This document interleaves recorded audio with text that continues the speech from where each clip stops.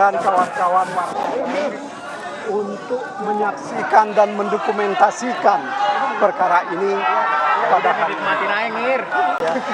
Yang kedua, saya ingin sampaikan bahwa proses pemeriksaan hari ini sudah selesai dilakukan untuk hari ini. Pemeriksaan selanjutnya akan dilakukan sesuai dengan kebutuhan dari pihak penyidik. Ya. Untuk hal-hal yang lain, terutama berkaitan dengan perkara, saya persilahkan saudara-saudara tanya kepada penyidik. Karena inilah kesepakatan kami dengan penyidik, bahwa kami hanya menyampaikan Pak Hasto pada hari ini diperiksa untuk dua perkara, yaitu perkara suap, dan yang kedua adalah perkara menghalang-halangi penyidikan. Nah, sekali lagi kami ingin sampaikan terima kasih yang sebesar-besarnya atas perhatian Bapak-bapak, Ibu, dan saudara-saudara, terutama dari pihak media.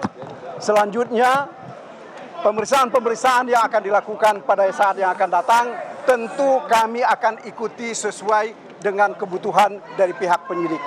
Saya kira begitu yang bisa kami sampaikan sekarang. Terima kasih atas perhatian kawan-kawan semua. Terima kasih. Terima kasih. Terima kasih. Terima kasih. Terima kasih.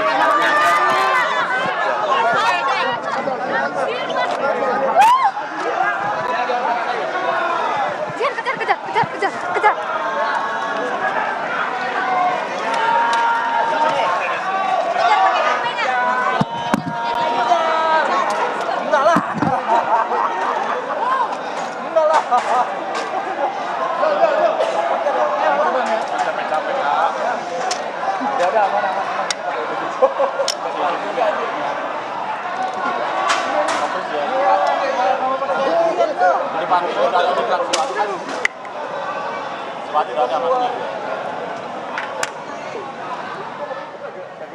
Lebih dari 4 jam pemeriksaan dari Sekjen PD Perjuangan Hasto Kristianto diperiksa oleh KPK. Tadi pagi Hasto tiba di KPK pada pukul 9:30 waktu Indonesia Barat dan keluar dari gedung KPK barusan pada pukul 13:30 waktu Indonesia Barat.